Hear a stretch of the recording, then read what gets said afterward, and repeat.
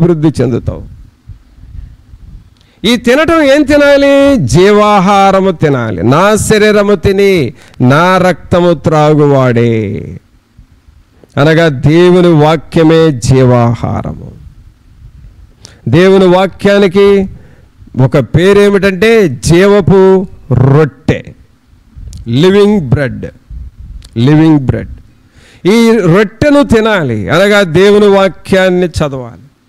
జనరల్గా ఇలాగ Sundays holidays వచ్చినప్పుడు కొంచెం ఎక్కువ సమయం బైబిల్ చదవాలి. దేవుని వాక్యాన్ని కొంచెం ఎక్కువసేపు చదవాలి. దేవుని వాక్యాన్ని చదువుతూ ఉంటే ఆ వాక్యం నీకు జీవాన్ని ఇస్తూ ఉంటుంది. అందుకని 47వ వచనంలో ఏముంది? విశ్వసించువాడే నిత్య జీవము గలవాడు, జీవాహారము నేనే. జీవాహారము నేనే, అనగా జీవాహారాన్ని నేను సిద్ధం చేశాను, మీరు వచ్చి తినండి. ఇప్పటి వరకు ఆ కొరింథీలతో అంటున్నాడు, మీరంతా ఆ కొరింథీ పట్టణంలో ఉన్న హోటల్స్లో తిన్నారు, ఆ కొరింథీ పట్టణంలో ఆ డయానా గుళ్ళో ఏదేదో అనుభవించారు. కానీ ఇప్పుడు అవి కాదు, యేసుక్రీస్తు యొక్క జీవాహారమును మీరు తినండి. పిల్లరా, నీ మనస్సు కార్నల్ మైండ్ నుండి స్పిరిచువల్ మైండ్కి రావాలంటే ఎప్పుడు దేవునిని గూర్చి నువ్వు ఆలోచన చేస్తూ ఉండాలి. దేవుని వాక్యాన్ని చదువు, దేవుని వాక్యాన్ని విను, దేవుని వాక్యాన్ని ఆలోచించు, దేవుని వాక్యాన్ని మాట్లాడు, దేవుని వాక్యాన్ని గురించి థింక్ చేస్తూ ఉండు, నీ కలలు గంటా ఉండు దేవుని వాక్యాన్ని గురించి. వాక్యము నీ తలంపులు, నీ ఊహలన్నిటిలోకి వెళ్ళిపోవాలి.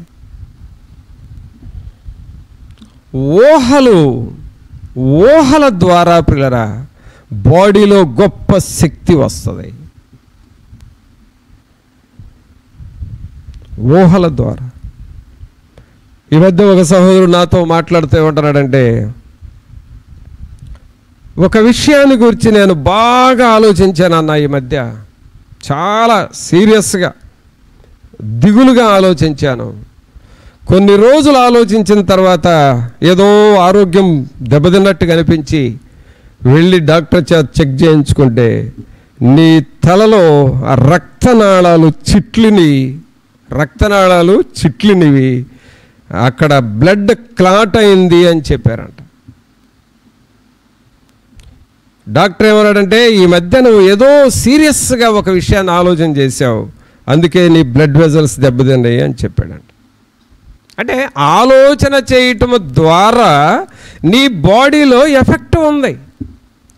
ఆ ఎఫెక్ట్ ఏదో అనవసరమైన వాటిని ఆలోచన చేయకుండా వాక్యము ద్వారా ఆలోచన చేసుకో, ప్రార్థన ద్వారా ఆలోచన చేసుకో, జీవాహారం తినుట ద్వారా ఆలోచన చేసుకో, దైవ సంబంధమైన ఆత్మీయ ఆలోచనలు చేస్తూ ఉండు. నీ బాడీ రీజనరేట్ అవుతూ ఉంటుంది, తిరిగి నూతన శక్తి వస్తుంది. యెహోవా కొరకు ఎదురు చూచువారు నూతన బలం పొందుదురు, వారి పక్షిరాజు వలె ఎగురుదురు, అలయక పరిగెత్తుదురు, సొమ్మసిల్లక నడిచిపోదురు. కావున దేవుని వాక్యాన్ని గూర్చి నీవు అలా ఆలోచన చేయాలి. అందుకనే ప్రభు అంటున్నాడు, జీవాహారము నేనే. ఆ ఆహారాన్ని గూర్చి, ఆహారాన్ని నేను సిద్ధం చేశాను, మీరు తినండి. ఆహారాన్ని నేను సిద్ధం చేసి పెట్టాను, మీరు వచ్చి భోజనం చేయండి. కావున ప్రభునందు పిల్లరా, వీటిని ఈ కొరింథీయులకు చెబుతా ఉన్నాడు పౌలు గారు. మీరు వీటిని తెలుసుకుంటే మీ మనస్సులు మారిపోతాయి, ఆత్మీయముగా మారుతారు. ఏమేమి సిద్ధం చేసామంటున్నాడు? 1, విందు సిద్ధం చేశాను, మీరు వచ్చి తినండి అంటున్నాడు. 2వది, రక్షణను సిద్ధం చేశాను, నేను మిమ్మల్ని ఆదుకుంటాను, నేను మీకు సహాయం చేస్తాను, మీరు వచ్చి రక్షణను పొందండి అంటున్నాడు. 3వది, జీవాహారం నేను సిద్ధం చేశాను, ఆ జీవాహారాన్ని తినండి, మీరు ఆత్మీయంగా మారుతారు అంటున్నాడు. మరి దేవుని వాక్యంలో మనం చూసాము, 1 కొరింథీ 2:9, దేవుడు తన్ను ప్రేమించు వారికి ఏవి సిద్ధపరిచనో, అక్కడ ఒక అక్కడ ఎండింగ్ లేకుండా చెబుతా ఉన్నాడు.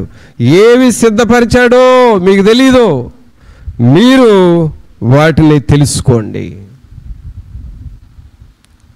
మనం చాలామంది ఏమనుకుంటామంటే సండే ప్రేయర్కి పోయిస్తే చాలు అనుకుంటాం, డైలీ కొంచెంసేపు ప్రేయర్ చేసుకుంటే చాలు అనుకుంటాం. కానీ వీటిల్లోనే దేవుడు చాలా సిద్ధం చేశాడు, అది తెలుసుకోవాలి. ప్రేయర్కి పోయి రావడం వరకు ఒకటే తెలుస్తుంది, కానీ దేవుడు మన కొరకు ఏమి సిద్ధం చేశాడు, ఆయన మన కోసం ఏం చేశాడు,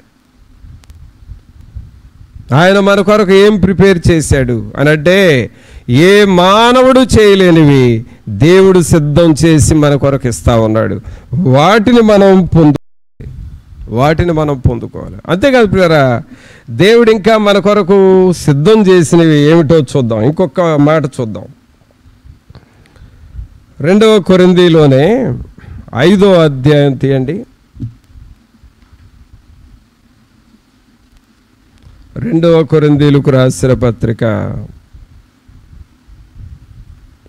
5వ అధ్యాయము 1వ వచనమే చదువుదాం. 2వ కొరింథీ 5వ అధ్యాయము 1వ వచనం. భూమి మీద మన గుడారమైన ఈ నివాసము శిథిలమైపోయినను చేతి పని కాక దేవుని చేత కట్టబడినదియు నిత్యమైనదియునైన నివాసము పరలోకమందు మనకున్నదని ఎరుగుదము. ఈ మాట అందరం చెబుదామా? చేతి పని కాక దేవుని చేత కట్టబడినదియు నిత్యమైనదియునైన నివాసము పరలోకమందు మనకున్నదని ఎరుగుదము. ఆమేన్. ప్రియరా, ఇక్కడ ఒక టాప్ సీక్రెట్ చెప్తా ఉన్నాడు పౌలు గారు. టాప్ సీక్రెట్ అదేంటంటే, మనం నివాసం చేసే ఇళ్ళున్నాయి. ఎవరు కట్టి పెట్టారండి వాటిని? మనం కట్టుకున్నాం, అంతేనా?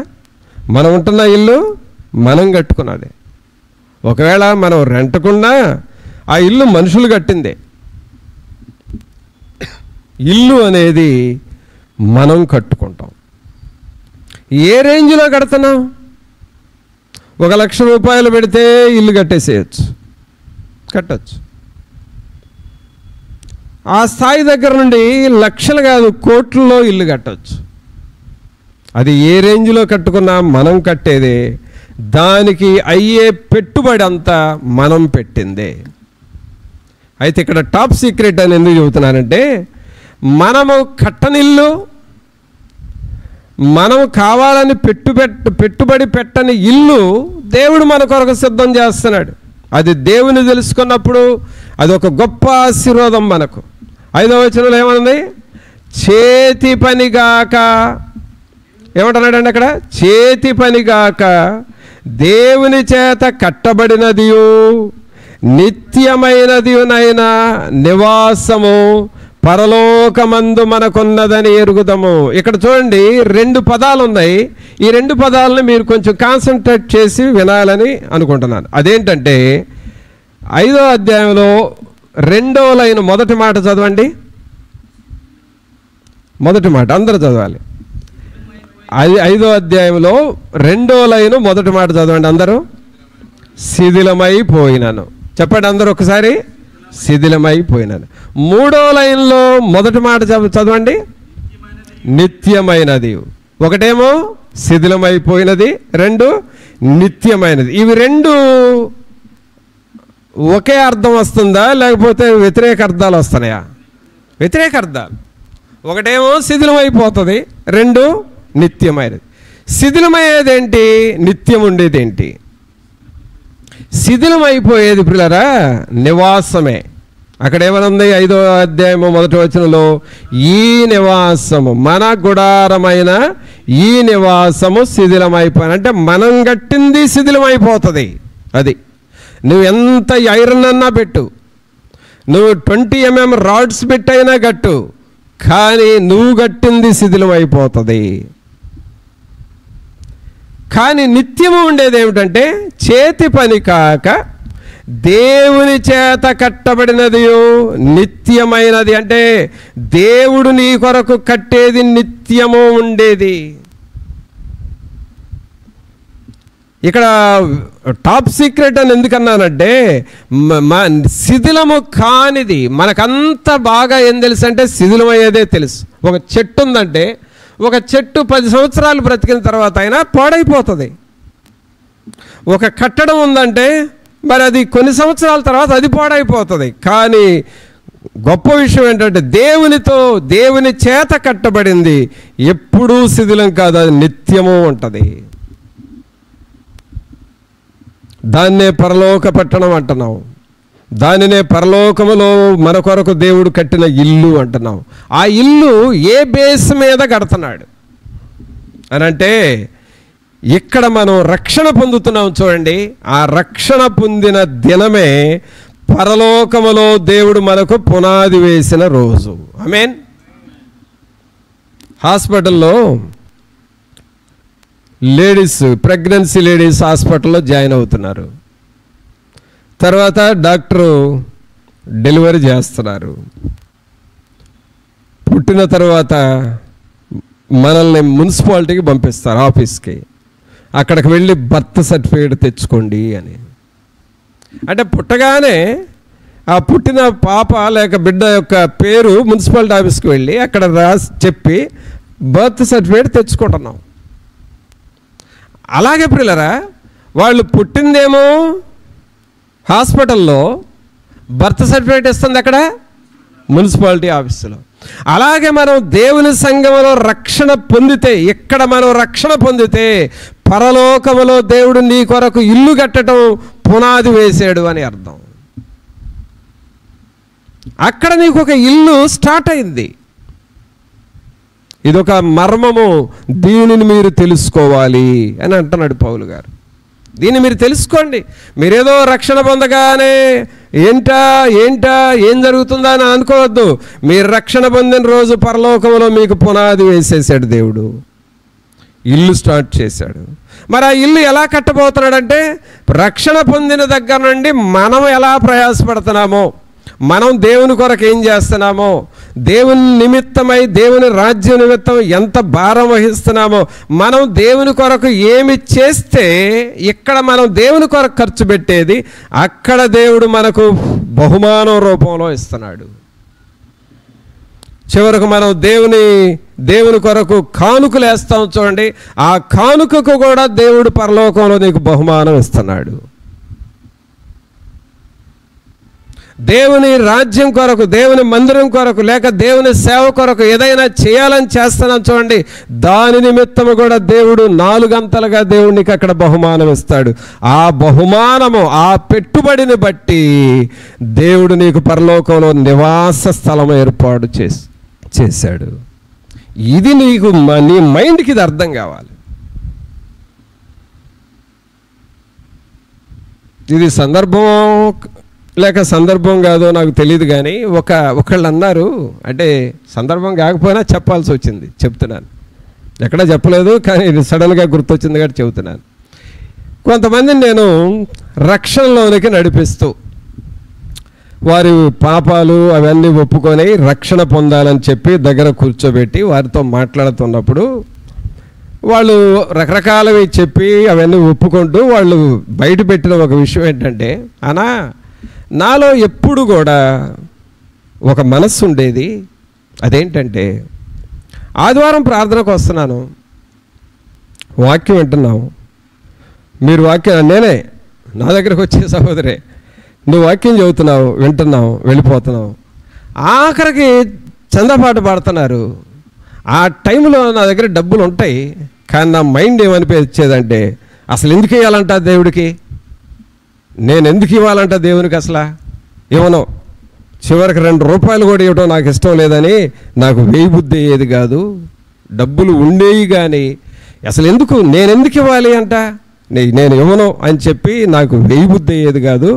అలాగూ వేయకుండా వెళ్ళిపోయిన రోజులు కూడా ఉన్నాయి అన్న, అది కూడా పాపమేనా అంది. అంటే అందుకనే విచిత్రమైన మనుషులు, విచిత్రమైన మైండ్. అప్పుడు నేనన్నాను, అది నీ తప్పు కాదమ్మా, నిన్ను పట్టిన దయ్యం తప్పు. అది ఆ దయ్యం ఏం చేసిందంటే నీకు ఆశీర్వాదం రాకుండా ఆపటం కోసం నీ చేతులు ముడుచుకునేటట్లుగా చేసింది. అంటే పరలోకంలో నీకు ఏమీ లేకుండా చేయాలనేది సైతాన్ ఉద్దేశం. అందుకోసం నిన్ను బంధించింది. అది నీ తప్పు కాదు, నిన్ను ఆవరించిన సైతాను తప్పు అది. ఇప్పుడు దేవుడు నా కొరకు చేతి పని కాక ఒక మంచి నివాస స్థలము పరలోకములో దేవుడు సిద్ధం చేస్తున్నాడు అన్న ఆ మనస్సు, ఆ ఆలోచన నీ మైండ్కి ఎక్కితే ఇక ఇలాంటి స్వభావం ఉండదు. ఇక నీవు దేవుని కొరకు చేసే దానిలో ఎప్పుడూ నువ్వు వెనకాడవు, ఎప్పుడూ వెనకాడవు. ఒక్కొక్కరిని ఒక్కొక్క రీతిగా సాతానుడు బంధిస్తాడు పిల్లరా. అందుకనే ఈ విషయం నువ్వు తెలుసుకో. నీవు ఆత్మ సంబంధముగా ఆలోచన చేయి. నీ కొరకు దేవుడు ఏం సిద్ధం చేశాడంట? చేతి పని కాక దేవుని చేత కట్టబడినదియో నిత్యమైనదినైనా నివాసము పరలోకమందు మనకున్నదని ఎరుగుదము. You must know. నువ్వు తెలుసుకోవాలి దీన్ని, నువ్వు దీన్ని తెలుసుకోవాలి. ఆదివారం ప్రార్థనకు వెళ్ళాలి, దేవుని సన్నిధి ఖచ్చితంగా వెళ్ళాలి అని ఎంత తెలుసుకున్నావో అలాగే నీకు దేవుడు పరలోకములో ఒక నివాస స్థలము నీ కొరకు సిద్ధం చేస్తున్నాడన్న సంగతి కూడా నువ్వు ఎరగాలి, తెలుసుకోవాలి. నువ్వు అలా నువ్వు తెలుసుకుంటే నీ మనస్సు దేవుని మనస్సుగా మారిపోతుంది. కావున ప్రభువుని పిల్లరా, వీటిని మనం తెలుసుకోవాలి. అందుకనే కొరింథీయులకు అంటున్నాడు, కొరింథీయులారా, ఆ లోకంలో ఉన్న వ్యాపారాలు వదులుకొని దేవుని దగ్గరకు వచ్చారా? దేవుడు మీ కొరకు ఏమి సిద్ధపరిచాడో తెలుసుకోండి, అప్పుడు మీరు ఆత్మీయంగా మారతారు. మనం పెద్ద ప్రయాసపడిన అవసరం లేదు పిల్లరా, పెద్దగా మనం శ్రమపడిన అవసరం లేదు. అసలు దేవుడు మన కొరకు ఏమేం చేస్తున్నాడో నువ్వు తెలుసుకుంటే నువ్వు దేవుని వదిలిపెట్టలేవు, ఎన్నడూ దేవుని వదిలిపెట్టలేవు. అసలు దేవుణ్ణి బాగా తెలుసుకున్న వాళ్ళు చేసిన పనులు ఏమిటో తెలుసా? మంచి మంచి జాబ్స్, గ్రేడ్ 1, అలాగే మంచి మంచి జాబ్స్ చేసేవాళ్ళు కూడా ప్రభువును తెలుసుకున్న తర్వాత అయ్యో ఇక లైఫ్ అంతా ఇలాగే ఉంటే కుదరదు, కొంతకాలమైన దేవుని పని చేయాలని జాబ్స్ మానేసి దేవుని పని చేసిన వాళ్ళు కూడా ఉన్నారు. అంటే ఆ రేంజ్కి వాళ్ళ గ్రహింపు పెరగాలి. గ్రహింపు పెరగకుండా ఎవరో వదిలేరు. ఆ డీప్ ఎక్స్పీరియన్స్ దేవునితో వస్తే ఇక నేను దేవుని పని చేయాలని దేవుని కొరకు ముందుకు వస్తారు. అలాగూ తెలుసుకోవాలి. అదే ఇక్కడ రాస్తా ఉన్నాడు, భూమి మీద మన గుడారమైన ఈ నివాసము శిథిలమైపోయినను చేతి పని కాక దేవుని చేత కట్టబడినదియు నిత్యమైనదినైన నివాసము పరలోకమందు మనకున్నదని ఎరుగుదాము. కావున దేవుడు పరలోకములో మన కొరకు ఒక నివాసము ఏర్పాటు చేశాడు అని నీవు తెలుసుకోవాలి. వీటిని తెలుసుకుంటే మనం ఎలాగ మారుతామో చివరిగా ఆ మాట కూడా చెప్పి ముగిస్తాను. మొదటి వాక్యం, 1 కొరింథీ 2వ అధ్యాయము 9వ వచనం. దేవుడు తన్ను ప్రేమించు వారి కొరకు ఏవి సిద్ధపరిచనో అవి కంటికి కనబడలేదు, చెవికి వినబడలేదు, మనుష్య హృదయమునకు గోచరము కాలేదు అని రాయబడి ఉన్నది. మనకైతే దేవుడు వాటిని తన ఆత్మ వలన బయలుపరిచి ఉన్నాడు. ఇదండి మనం గ్రహించాల్సింది. దేనివల్ల బయలుపరుస్తాడంటే అవి తన ఆత్మ వలన, అనగా దేవుని ఆత్మ వలన ఇవన్నీ నీకు అర్థమవుతాయి. నీకున్న ఒక ఆలోచన శక్తి ఉంది చూడు, దానివల్ల నీకు అర్థం కాదు, తన ఆత్మ వలన బయలుపరుస్తాడు. అందుకే దేవా నీ ఆత్మను నాకు ఇవ్వండి అని నువ్వు అడుగుతూ ఉంటే దేవుడు నీ కొరకేమి సిద్ధపరిచాడో అవన్నీ నీకు అర్థమవుతాయి. అవన్నీ నీకు అర్థమైతే నువ్వు ఆత్మీయముగా మారిపోతావు. అలాంటి కృప ప్రభు మనకివ్వాలని దేవుణ్ణి అడుగుదాం. ప్రార్థన చేసుకుందామండి. ఒక్క నిమిషం మన హృదయాలను మనం పరీక్షించుకుందాము. ప్రభా, మాకు లోతైన సరి అయిన గ్రహింపును మాకివ్వండి ప్రభువా అని ప్రభువుని అడుగుదాము. ఒక్క నిమిషం అందరం ప్రార్థన చేద్దాం. దేవుడు మన కొరకు ఏవి సిద్ధపరిచనో అవి కంటికి కనబడలేదు, చెవికి వినబడలేదు, హృదయానికి గోచరము కాలేదు.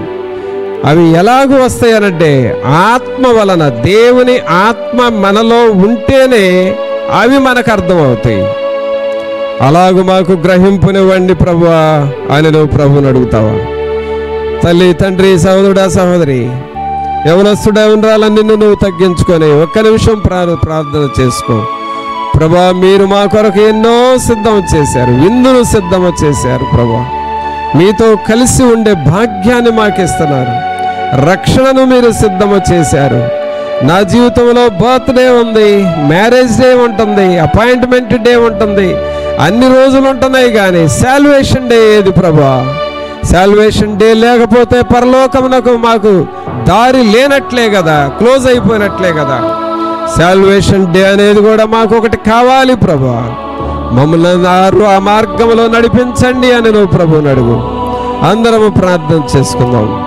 దేవుడు, నీవు దేవుని కొరకు ఏం చేశావో దానిని బట్టి పరలోకములో చేతి పని కాక నిత్యమైన ఒక నివాసమును దేవుడు నీ కొరకు సిద్ధము చేస్తున్నాడని ఎరగాలి, నువ్వు తెలుసుకోవాలి. ఇది తెలుసుకుంటే నీ జీవితంలో ఎన్నడూ నువ్వు వెనక్కి తిరగలేవు. అలాంటి గ్రహింపు నాకు ఇవ్వండి అని నువ్వు ప్రభువుని అడుగుతావా? పరిశుద్ధుడైన మా ప్రభువా, మీకు స్తోత్రాలు, వందనాలు చెల్లిస్తూ ఉన్నాము. మహోన్నతుడా, మహాగణుడా, మా ప్రభువైన యేసు, మిమ్మల్ని స్తుతిస్తూ ఉన్నాము నాయన. మీ కృప, మీ కనికరం కలిగిన ఆత్మను మాకు మీరు దయచేయండి. ఈ బిడ్డలందరితో మీరు ఉండండి. మీరు మా కొరకు ఏమేమి సిద్ధము చేశారో వాటిని మేము తెలుసుకొని వాక్యానుసారముగా నడుచువారముగా చేయండి. మీరు మా కొరకు సిద్ధపరిచినవి అర్థమైతే అవి మాకెంతో మేలు, ఆశీర్వాదకరముగా ఉంటాయి కదా. అట్టి కృపను మా అందరికీ దయచేయండి. ఈ బిడ్డలకు అట్టి గ్రహింపును దయచేయండి. అవి మా ఆలోచనల ప్రకారం అర్థం కాదు, ఆత్మ వలన బయలుపరచుచున్నాడు. మీ ఆత్మ చేత అవి బయలుపరచబడతాయి. అట్టి గ్రహింపు మా అందరికీ ఇవ్వమని నజరేయుడైన యేసు నామమున అడిగి వేడుకొనుచున్నాము తండ్రి, ఆమేన్. మన తండ్రి అయిన దేవుని ప్రేమ, కుమారుని కృప, పరిశుద్ధాత్మని యొక్క సన్నిధి ఇప్పుడు నిలప్పుడు మనందరికీ తోడుగా ఉండి సహాయము చేయను గాక. ఆమేన్.